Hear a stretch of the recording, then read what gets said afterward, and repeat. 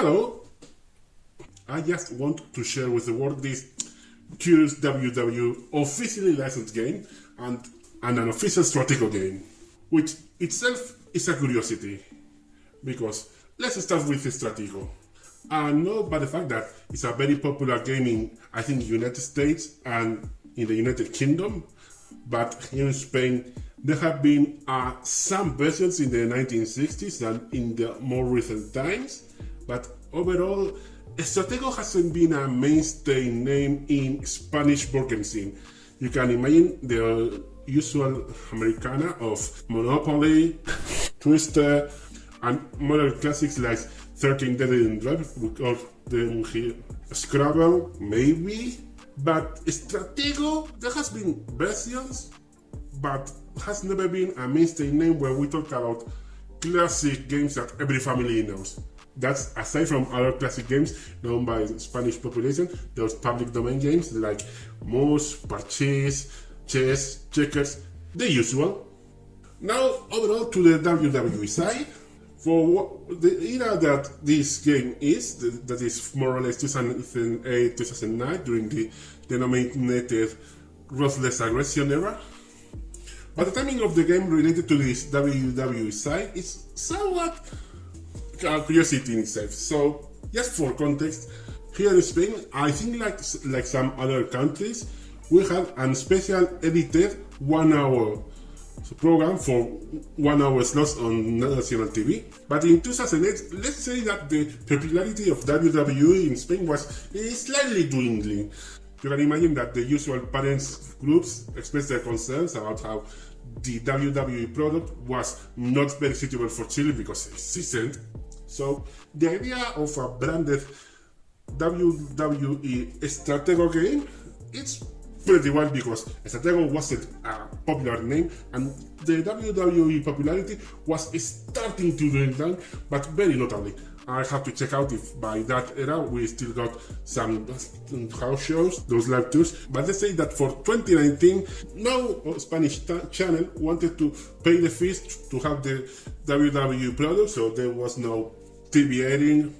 But I think that's enough story about the WWE product in Spain, which is a pretty nice topic, but hey, it's what I grow with. Please understand.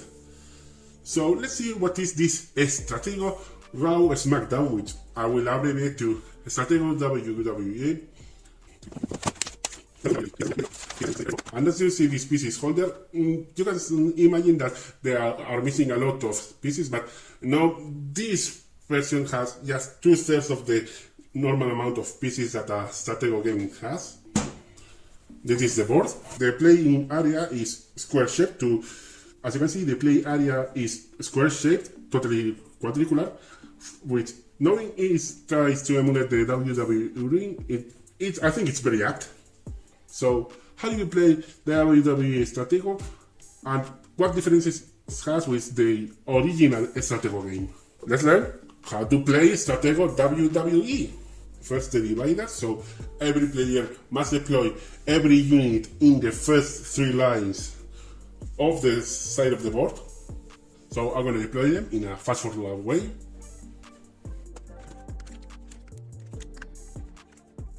And after each player has deployed every unit they have in their first 3 rows, you take out the divider and you can start playing. There are a lot of similarities with the Stratego that will start with them. The objective of the game is to make one of your wrestlers attack your rival's title. Now, how do you do it? In your turn, you can move one piece, one space at a time.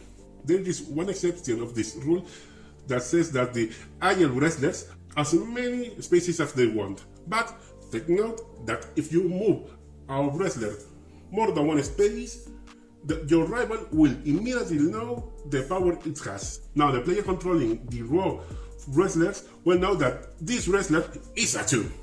Now to attack a wrestler, you must make it enter the space of a wrestler of the rival brand. Let's say that this wrestler enters here. Take note that you won't know the power of the rival species unless you attack them. When you attack one piece, you must announce, and importantly, you can't lie, the value of the wrestler that is attacking. And so for the defender.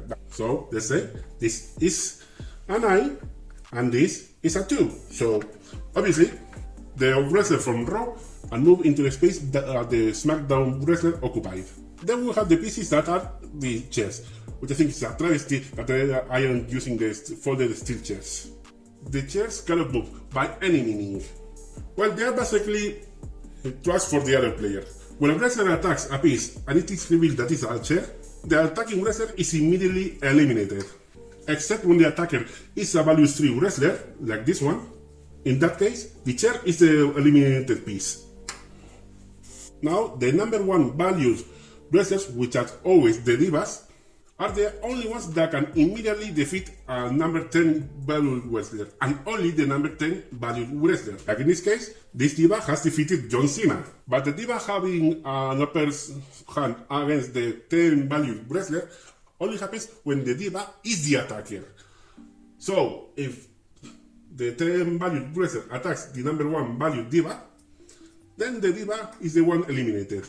In the case of a tie, let's say this wrestler attacks, and both have the same value number, both pieces are eliminated. As a special rule of this WWE branded stratego, there are 4 number zones in the play area. There are certain wrestlers of different values, like 6, 7, 4, and 5, that when attacking a piece that is inside the zones, if the attacking pieces have the bonuses, they have a +2 to their attacks. Let's see an example. Let's say this piece attacks this one. We reveal that the Raw piece is a 5 and the SmackDown piece is a 4. Normally, the SmackDown piece would lose and would get eliminated. But since the SmackDown piece has a +2 bonus, its final number is a 6, so it wins over the Raw piece. The other win condition is when the rival isn't able to move any piece. Maybe it has attacked a chair with the last wrestler they have, or when all the wrestlers they have are surrounded by chairs, because maybe they were expecting to be eliminated by level 3 power wrestlers.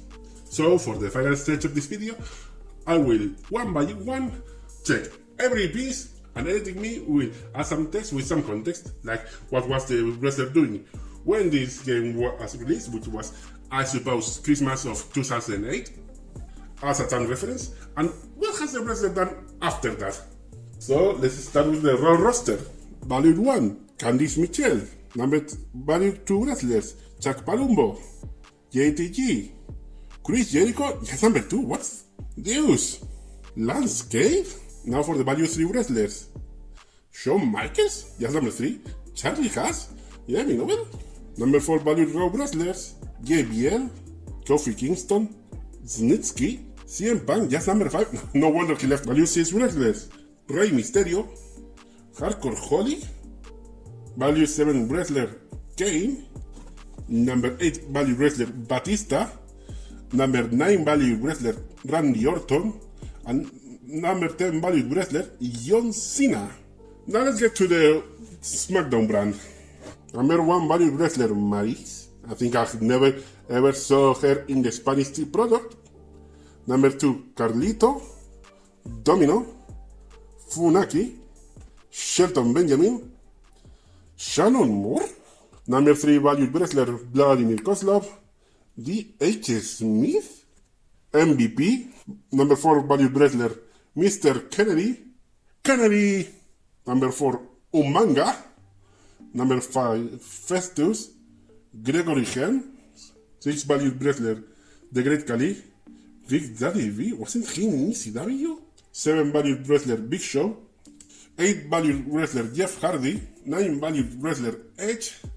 And of course, because it was that era, the number 10 valued wrestler was Triple H.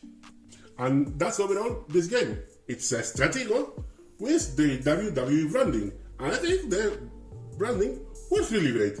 It adds a lot, and you can play this game, because I've done it, with players that haven't touched anywhere the WWE product, and they also had a fun time, because at its core, it's a stratego, and stratego is a pretty fun game. I have some comments about it, that because it was made for a Spanish TV audience, A lot of wrestlers that are featured, I can assure I have never ever watched them in the Spanish playlist, because it was designed to be at most 50 minutes long, because it was in a 1 hour slot and they had to trim them because ads. And that's all for this WWE branded Stratego.